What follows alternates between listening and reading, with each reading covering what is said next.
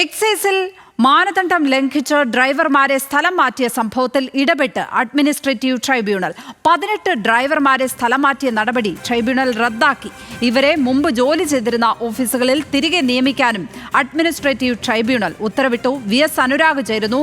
അനുരാഗ്, ഈ സ്ഥലം മാറ്റത്തിൽ നടന്ന ക്രമവിരുദ്ധത എന്തായിരുന്നു? എന്തൊക്കെയാണ് വിവരങ്ങൾ?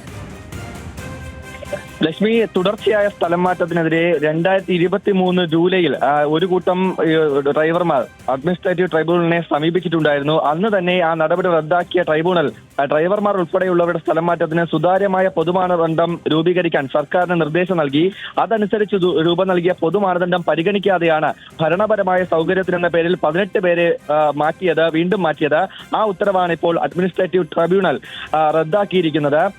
ഇതിൽ ഏറ്റവും പ്രധാനപ്പെട്ട കാര്യം, വകുപ്പിലെ ഓഫീസർമാർ ഒഴികെയുള്ളവരുടെ പൊതുസംഘടനയായ കേരള സ്റ്റേറ്റ് എക്സൈസ് സ്റ്റാഫ് അസോസിയേഷനോട് വിയോജിച്ച ഡ്രൈവർമാർ വേറൊരു അസോസിയേഷന് രൂപം നൽകിയിട്ടുണ്ടായിരുന്നു. അതിന്റെ പേര് Kerala state excise drivers association എന്നായിരുന്നു. അതിലെ അംഗങ്ങളെയാണ് ഇത്തരത്തിൽ ചട്ടവിരുദ്ധമായി സ്ഥലം മാറ്റിയതെന്നാണ് ആരോപണം. എന്തായാലും ഇപ്പോൾ ഈ മാറ്റിയ 18 പേരെയും അവർ എവിടെയാണോ ജോലി ചെയ്തിട്ടുണ്ടായിരുന്നത് അവിടെ തന്നെ 10 ദിവസത്തിനകം തിരികെ നിയമിക്കാനാണ് ഇപ്പോൾ അഡ്മിനിസ്ട്രേറ്റീവ് ട്രിബ്യൂണൽ നിർദ്ദേശം നൽകിയിരിക്കുന്നത്.